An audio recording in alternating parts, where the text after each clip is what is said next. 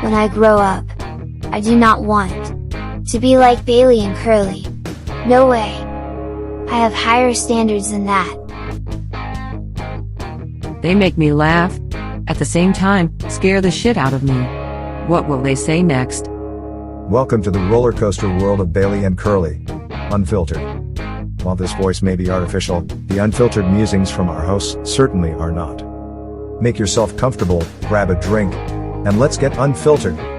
Here's your hosts, Bailey and Curly.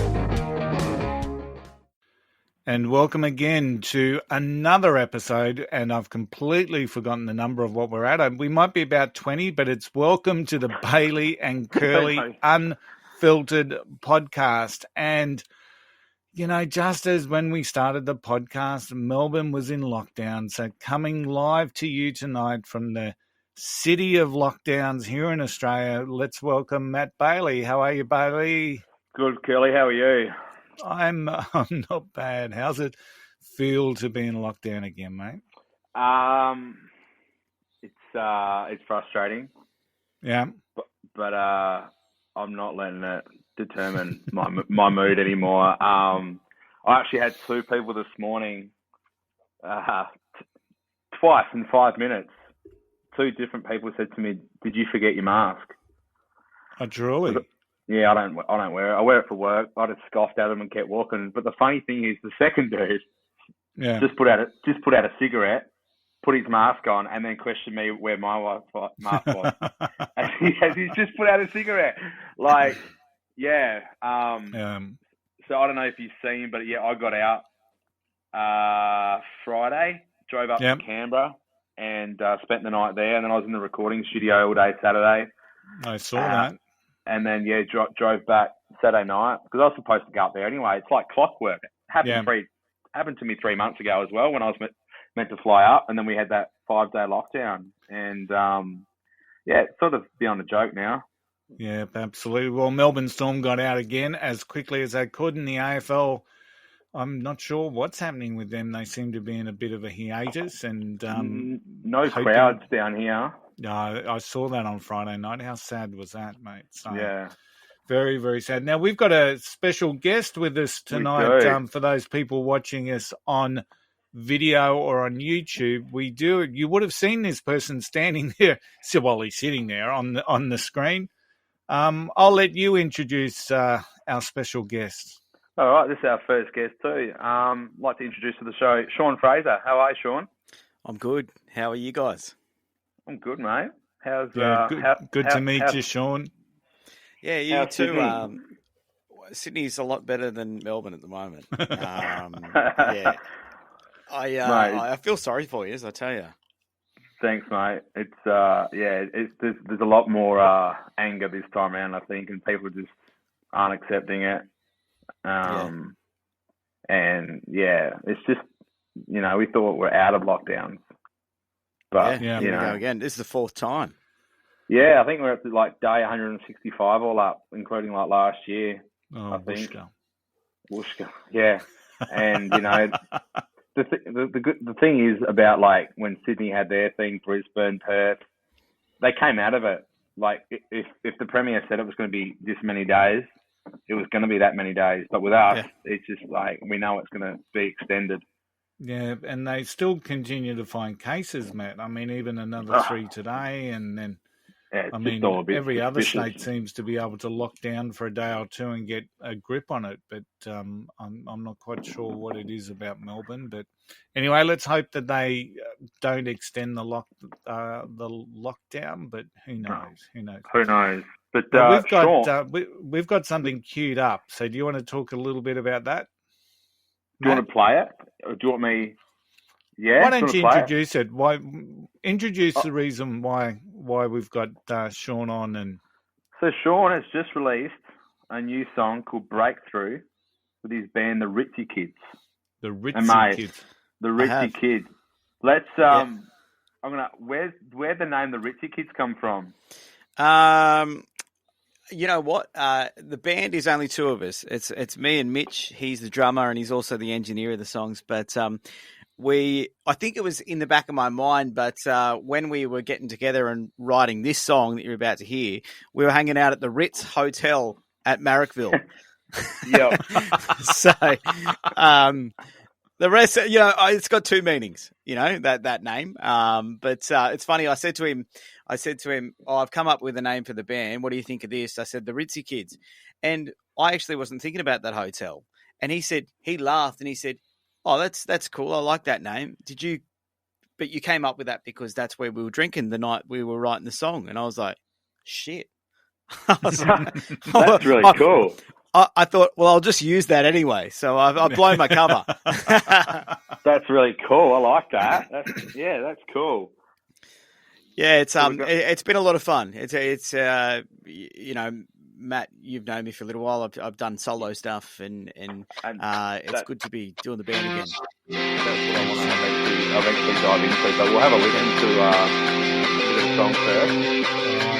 And the song's called Breakthrough, and here it is by the Ritzy Kids. From the start, you tried your hardest, but it fell apart.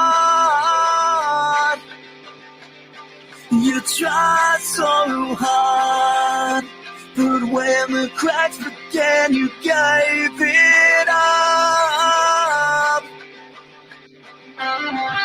Get up if you think you'll miss it. One time you wish you did it all.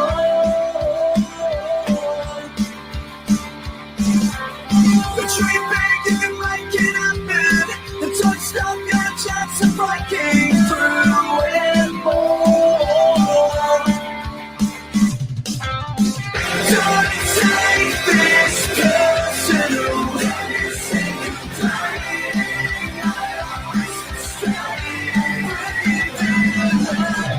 It's your chance to make a change.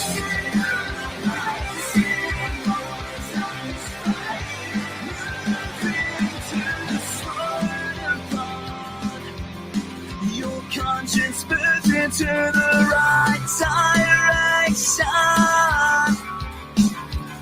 We're worlds apart, but we believe in taking second chances.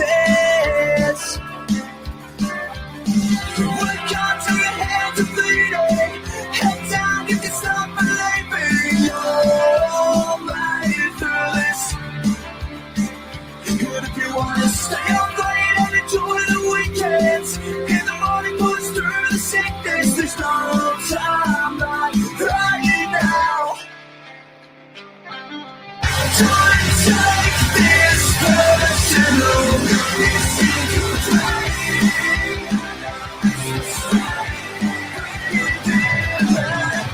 It's your chance to make a change.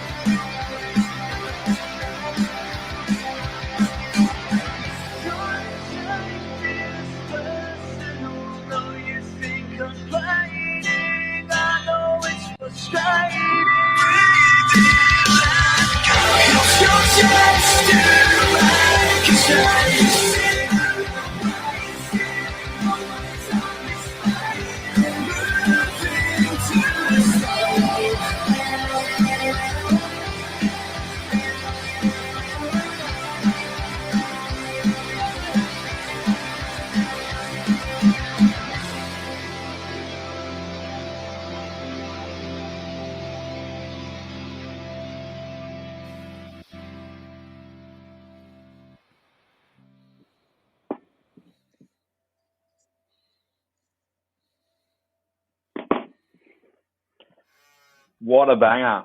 Was the Ritzy pub in there? No, it wasn't, actually.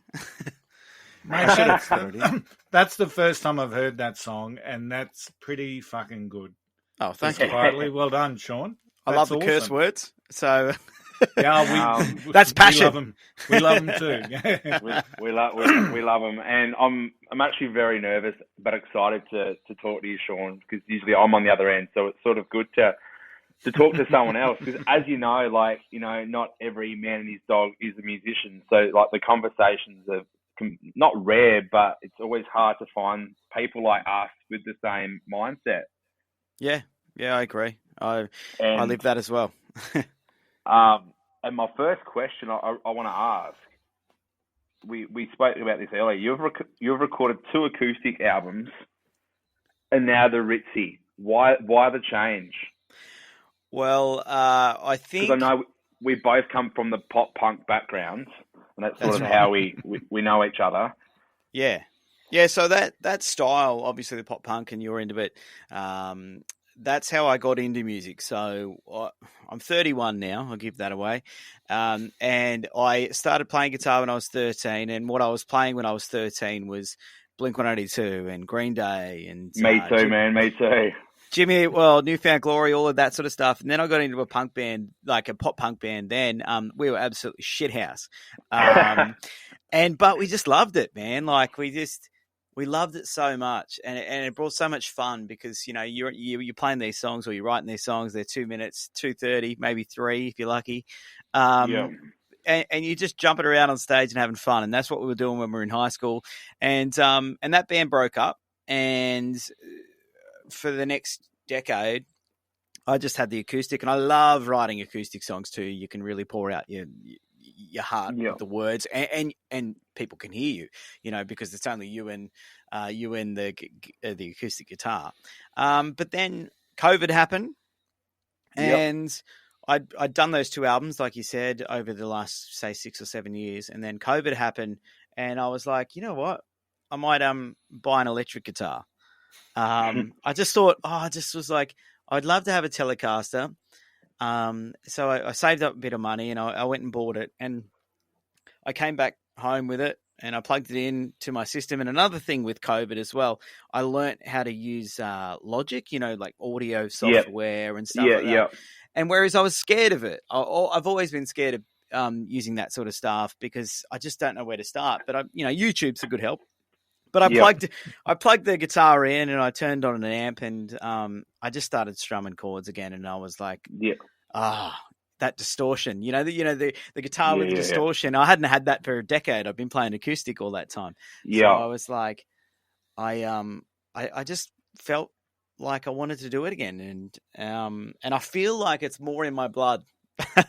As weird as that sounds, I feel like, and you probably feel the same, like that genre. It just doesn't leave you. Some people think it's a bit of a phase or a fad, but it's always been in my blood. So it'll always be in mine. And one thing I learned in probably the last year or so is, like, musicians get labelled as a genre, where really that's not the case. Like, you look at MGK, who's done 2 rap albums and then come out with a Billboard #1 pop punk album. You know. Good album too. Very good album. And that's like I can't wait to release this EDM Crew Life, because people are probably thinking, what the fuck's he doing? But it's so good to, like, explore options. And that song happened because of COVID. Like, I couldn't get to the studio for 9 months, and I just wanted to release something. I'm like, you know what? I'm going to fucking dip my toes in the water of EDM. So, and even with this EP, very, like, I don't even know what genre you would call it.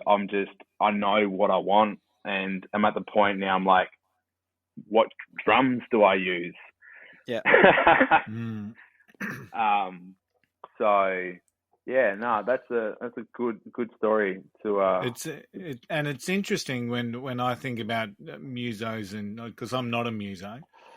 But I'll always look at someone like Paul Weller, who was with the Jam, and then, you saw the shift in the music from the Jam, from that real harsh 3-piece sort of real edged punk sort of wave of music, and right towards the end of the Jam, they were churning out things like Beat Surrender, which is more akin to going to a disco at that particular time, and then Paul Weller leaves the Jam to start Style Council, which was, just a fundamental shift from where he started with music. So while I can certainly understand it probably never leaves you, and but it, to witness that that shift that Paul Weller was doing through his music at that particular time, and even now it's really hard to categorize what he does with his music. It's just you either like it or you don't, sort of thing. So I find it really interesting. So, but that song is a cracker, Sean. That's a cracker. So thank you, mate. What sort of response are you getting from it? Well, that's just before you answer. I'm just going to read something that Sean wrote, which will be his answer. So Sean wrote, he wrote, he said, I'd like to say massive thanks to everyone for their support of my new band, the Ritzy Kids, and my first single breakthrough. I don't think I've ever had a release that's received a reception quite like this. So thank you. And that was from Sean. So take it away, Sean. Yeah, that's it. I mean, I've released with those solo albums. I released 10 on each. So I've out there in the ether, there was 20 songs that were all acoustic. Yeah. But when it came to breakthrough and the different style and going back to the pop punk roots and stuff, it's true what I said. It feels more. I mean, there's not a million streams on it by no means, but it seems a lot more organic. And what I mean by that is, I'm not having to try and push this one as much. Okay. There's friends of friends talking to me about it. I'm getting messages from people I haven't spoken to in a long time. They're talking to me about it. It's the same sort of thing that they're all saying. They're like, oh, it reminds me of, the early 2000s or the late 90s. And I said, well, that's what I've gone back to. So, it's been one of the better releases because of that. Because, I'm just random people are chatting to me. Oh, not completely random, but people that are, friends of friends and family of family and that sort of thing. So it's been great. When did you write the song? I wrote the song so we went into like a mini lockdown in Christmas. In New South Wales.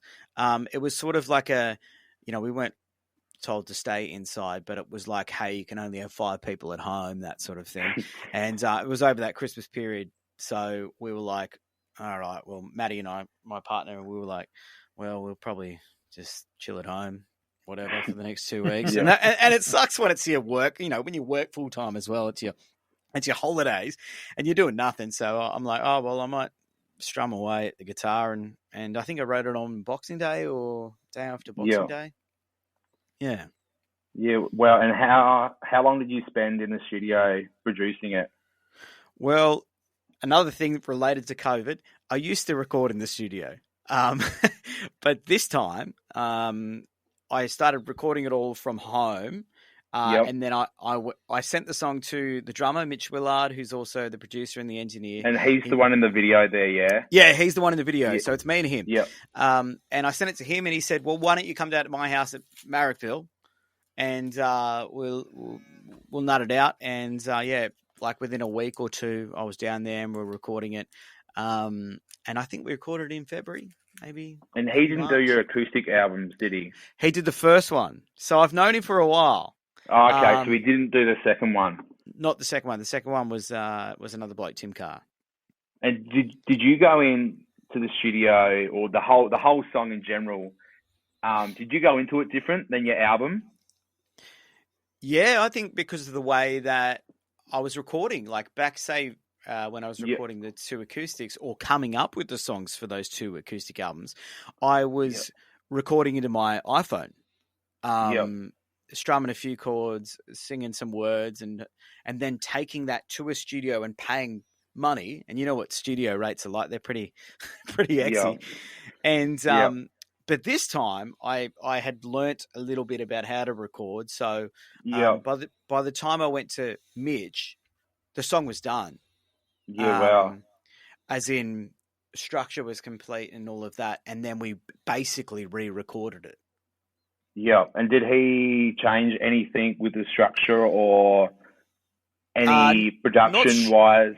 Not structurally, but he added all the drums. Like I had fake sort of drums in there. They sound good. I mean, you can't nothing wrong with that, man. No, that's right. That's right. So in the music world, Tony, they get a bad rap, and it's something They do, and it's something I've been self-conscious about, and I still bring it up to Mark, my producer, to this day. But I've got over that, and yeah, like, man, the drums on this sound like you wouldn't even know, because they are actual real drums that are recorded with mics for a program, and then you just choose them. So yeah. Oh, it's so good now. It's incredible. Like, a lot of songs you're listening on the radio at the moment, that's not a drummer. You know, so, nothing. And that's sorry to break everyone's hearts if they're sitting there going, "Oh, I love that drum fill." It's like, yeah, well, that was a computer. Yeah, because that's where I'm at with the EP. I'm like, do I do real drums, or do I do like the EDM style drums, which you do hear a lot on the radio, the poppy sort of drums. So yeah, and I think, like, you never really know the answer when it comes to music and things, but I think the reason you've had such a good response is because you did the work at home before going into the studio. I think. I found with the second album that I did, I think it came out okay. And I really loved all the things that Tim Carr did on it. The only thing that I didn't like was the things I was doing myself. I was rushing. I knew I was spending a lot of money to be in the studio. So I'm in there and I'm looking at the clock and I'm going, well, there goes another $100. I better come up with a chorus. With the chorus right now. The chorus I'm coming up with it today. Whereas now in the situation I'm in now, I'm like, I don't have a chorus, so I'll think about that next Saturday. And I think that that did you good. Yeah. Oh, 100%. Especially if you've got pressure of money to like you said, $100. Yeah. Like, you can't rush art. You can't. That's right. And it shows when people do rush art as well, unfortunately. Like, you can tell. Oh, 100%. And on that, Mark Gable from the Choir Boys, he Run to Paradise. I remember him. Story. Sean actually opened for the Choir Boys. Was it 2019? Yeah, it was before all the COVID shit. Yeah. But he's told me a story that Run to Paradise, he wrote that in 4 years. So wow. That's how long it can. I'm not saying breakthroughs by any means. Run to Paradise, but you know what I mean. He had the time to write it, and that is very important too. Then I've been writing. I'll be there for 10. Well, that's good. See, that's going to be that's going to go platinum. Yeah, it's fucking better.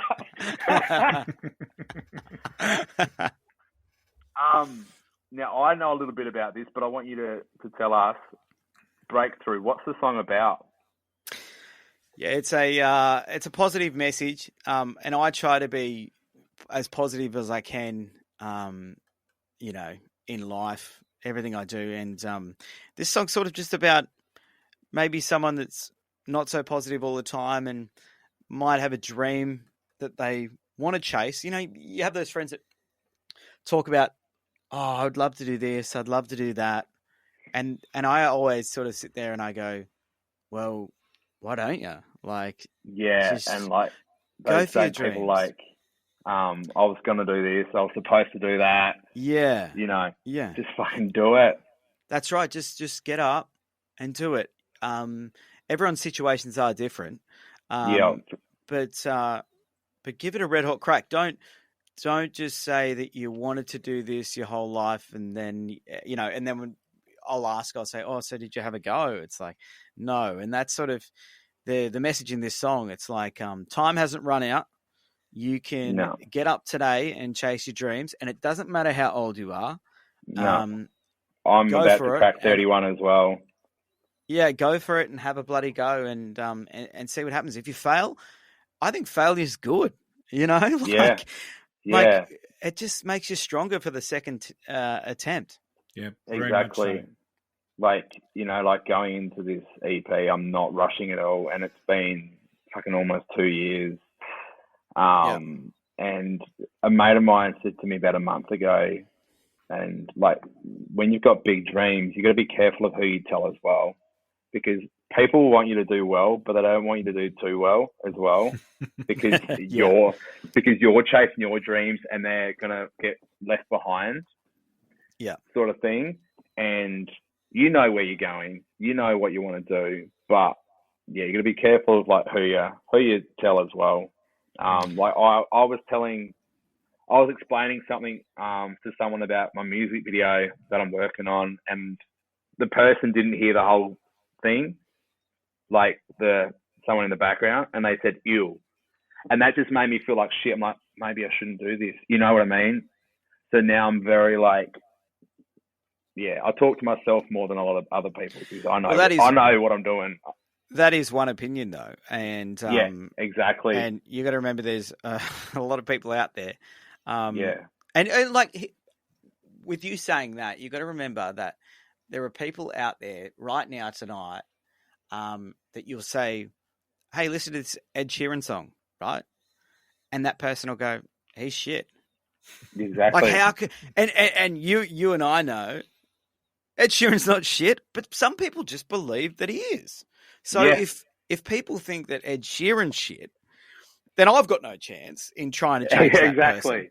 So, you know, like there are people out there that aren't going to like you, and that's it. But I don't, you know, that person probably didn't hear what you were talking about with the video. So I'm not saying that like people don't understand it either until they see it. They're like, oh, that's what you're doing, or that's why you do that, you know? So, because people think I'm crazy driving to Canberra to record music. And that's logical to musicians, you know? Like, we get that. Exactly. We understand the language. And there's just so many unheralded songs out there in Australia that are just absolute little classics that no one's ever heard before. And that's people not pushing. Maybe they're not just pushing them enough. And you know, we get so addicted to, I suppose, what we hear, whether it's on radio or whether it's on Spotify playlists that are, you know, today's hits or what have you. People should explore it a little bit more. You know, we had a really good conversation a couple of podcasts ago, Matt and I, about all these songs that just no one knows about that are just like little classics. And you know, I think yours is very much in the same genre. It should be a classic, and you know, people that love it should be out there sharing it, because you know, that's the way it gets heard. Yeah, and like you said, like Sean just said, you've got to push it as well. And for me, the difference between everything before Crew Life, I didn't believe in it. And then Crew Life, I believed in it. I knew it was good, and I still push it. 2 years later, you got to keep pushing it. You don't just put it out once and expect it to just blow up. You got to keep going. Yeah. You have to, and you have to have that self-belief in yourself that, because you do have your days and you do have your doubts, where maybe you're not getting enough people following it or liking it or viewing it, and you go, is it any good? Yeah. But you've got to keep going, because, you know, the next day is completely different. People see it again. Exactly. You're, you know, in this business, we all have our, you know, highs and lows where, you know, you'll get lots of engagement and then you won't, and then you will, and then you won't. And you've got to, you know, accept that and just know that it's normal, and don't get yourself down about it. Yeah, but I liken it to when you play golf.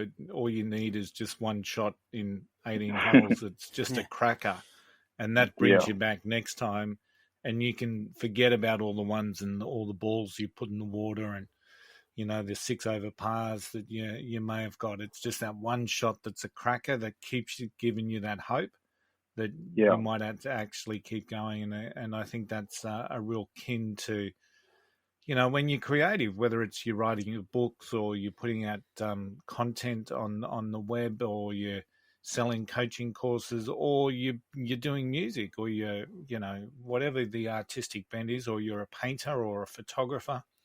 There are so many people that are being really hard on themselves, when really what we need to be looking for is that little bit of glimmer of hope that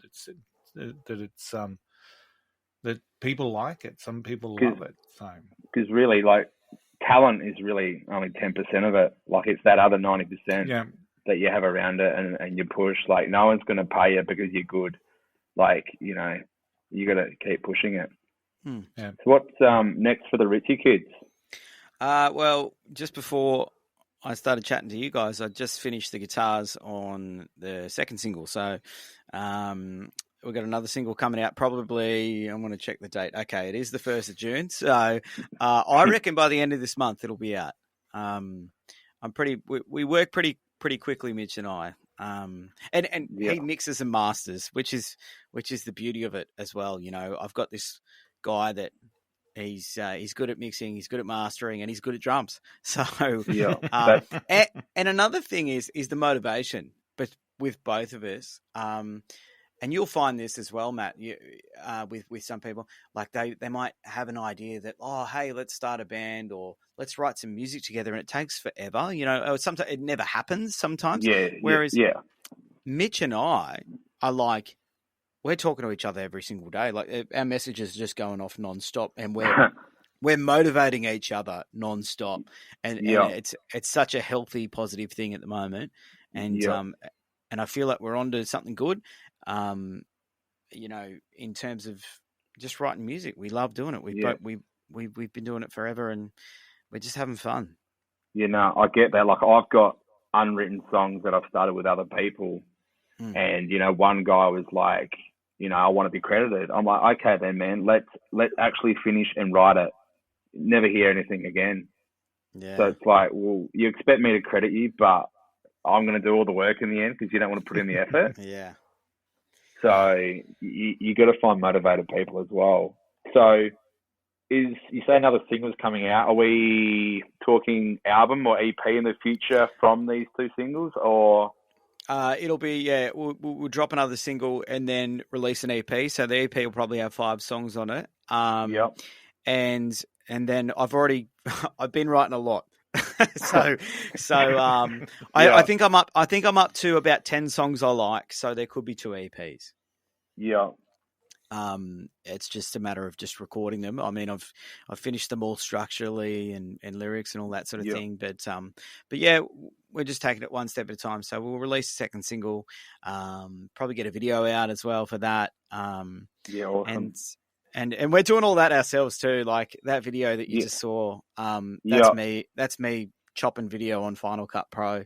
Like, it's very much just 2 dudes and no one else. Like, we're just doing it all, you know? Like, and it's good that way because money's tight. Yeah, man. I'm feeling you. Like, I've got I'm feeling you, but the best thing, I reckon, the best thing in 2021 for a musician, hands down, the best thing. And you think it's the music. It is, but making videos like so important now. Like you've got TikTok, Instagram, Facebook, but just learning a little bit of video is going to help you in the long run. I noticed my engagement. I started learning video about 2 or 3 years ago because I used to put up photos or I'd put up audio, which makes sense, right? But on Instagram and that, the videos just, they work better when it comes to engagement. So I was like, okay, so I'm sort of still figuring it out, but I've got to make more videos as opposed to more music. It's weird. Yeah. I get you. Like, you know, my music video for I'll Be There, I've been at since 2017, like in my mind of like what I want. And it wasn't until probably last year I started like putting into place, and I've even written a script for it. So, and like done, cool. Very cool. Yeah. And done like mood boards as well. So I know like what clothes I want to wear and the actress to wear. And it's just like, I was looking at doing it in September, but now I'm like, fuck. The lockdowns here have been like every 3 months at the moment, so there might be another lockdown in September. So it's sort of but visuals are definitely the way to go. Yeah, and like Facebook has this thing where like a video that's 3 minutes long will go out to all your followers, but a video that's 50 seconds long might only go to 10% of your followers. Really? So you've got to know the game as well. And the only reason I know it is because of YouTube.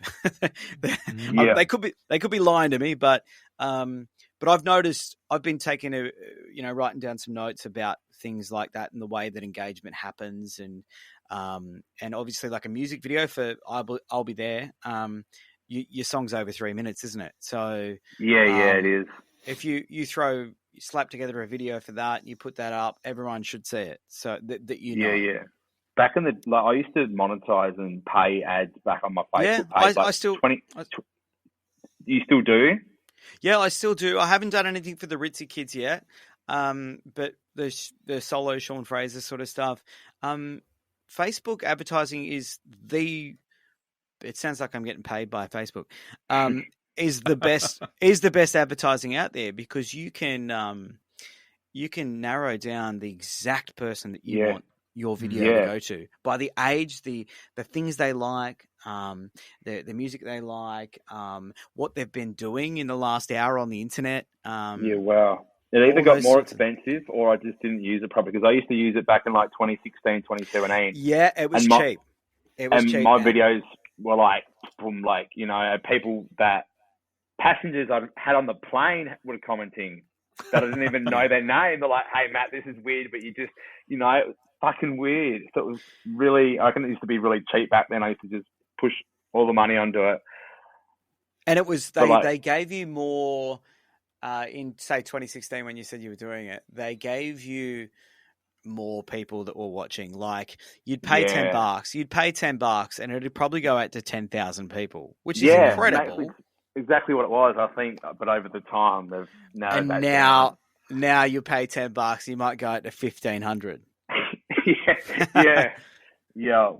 But it does work, man. And if I had the money and I didn't have to worry about other things to pay for, I really, really believed in a song that I wrote, I'd probably go Facebook advertising, because it's you can just get the right person. You can get, if you write a song that sounds like a Blink-182 song, then you can target Blink-182 fans and then they might come over. It's really clever. Yeah. It's, I don't know how I'm going to promote the music video for I'll Be There yet, but I know it's going to be big, and I probably won't eat for a week because I just put all the money to that. It's the way it goes. Yeah. You're not doing an EDM for I'll Be There, are you? No, relax. All righty. Well, I'm sorry to cut this conversation short, but we've gone 7 minutes over our 30-minute schedule. Sean, blame Facebook. Sorry? Blame Facebook. Blame Facebook. So where can people connect with you, Sean? Yeah, so we've got an Instagram page. It's the Ritzy Kids Punk. And we've got YouTube, and just look the Ritzy Kids up on Facebook and you'll find us. And the songs on Spotify, and Breakthrough. Just having a look at some of the stats there. Very good. Very good. So, congratulations on the song. Congratulations, Matt, on bringing our first guest to the podcast. Yeah, it's good to be first of many, and we'll have to get him back once his new single's out. Once we get the second one out. So, yeah. This might become a thing for us. What do you reckon? I reckon. No, it's good. Keep inviting musos on and just talk about music. This has been fun. This is the first podcast I've been on ever. So, awesome. Oh, you'll be in a lot more better ones than this one. We sort of pride ourselves on our unprofessionalism on this one, don't we? So, Sean, it's been a pleasure. Matty, any final words? No, mate. Just go check out the Ritzy Kids Breakthrough. Absolutely. And now, the EDM for you, have you got a date? You keep teasing us with this thing. I do. Look, lockdown, I can't leave the state. I had a few promotion things. Obviously can't happen now because no shops are open. Yeah. I was going to go home to the family in Mount Gambier to release it there and do some things. But, yeah, it's all done. It's just waiting for to come out of lockdown. I just sort of don't want people thinking about COVID when it comes out. I know it's like killing people, mate. I know. I know. Just call it the COVID mix and get it over and done with. Nah, hopefully. Look, I'm going to throw a date out there, possibly 25th of June. Yep. Yeah, which is a Friday, end of June. So yeah. Awesome. No worries. Don't worry, you'll know. When I know, you'll know. Awesome. No worries. Well, thanks everyone for tuning in. Make sure you check out Breakthrough by the Ritzy Kids. It's available on Spotify. And we shall see you all again on our next episode where we'll probably just talk about COVID and shit. We'll see you all later. Bye. There you go.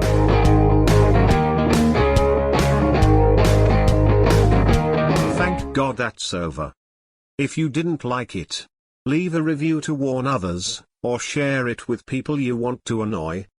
If you did like it, I'm sorry, you cannot be helped, so you may as well leave a good review. I guess the boys will appreciate it. As Curly would say, don't be an asshole. Hopefully, I won't see you next time. Goodbye.